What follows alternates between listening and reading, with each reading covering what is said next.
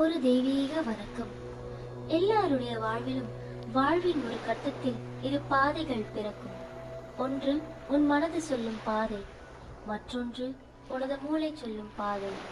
இங்கு பாதையானது மனது சொல்வதா அல்லது மூளை சொல்வதா என்பது முக்கியமில்லை. ஏனென்றால் எந்த பாதையை தேர்வு செய்தாலும் இக்கரைக்கு அக்கறை பச்சை என்று ஆவதும் உண்டல்லவா? பிறகு எப்படி இந்த குழப்பத்திலிருந்து மீண்டு வருவது? உன்னுடைய வாழ்விற்கு எது தேவையோ அதை தேர்வு செய்வதே சிறப்பு. அது மற்றவர்களுக்கு தீங்கு செய்யாமல் இருந்தால் அது சாலச் சிறந்தது. ஏனென்றால் எதை நீ தேர்வு செய்தாலும் மேல் கூறிய பழமொழியே. நினைவில் கொள், வாழ்வில் வருத்தம் என்பது வருடாமல் இருக்காது. எதை தேர்வு செய்தால் குறைவான வருத்தம் படுவாயோ அதனை தேர்வு செய். இந்த காணொளி உனக்கு பயனுள்ளதாக அமைந்திருக்கும் என்று நான் நம்புகிறேன். அடுத்த காணொளியில் காணும் வரை நீ நலமாக இருக்க நான் வாழ்த்துகிறேன்.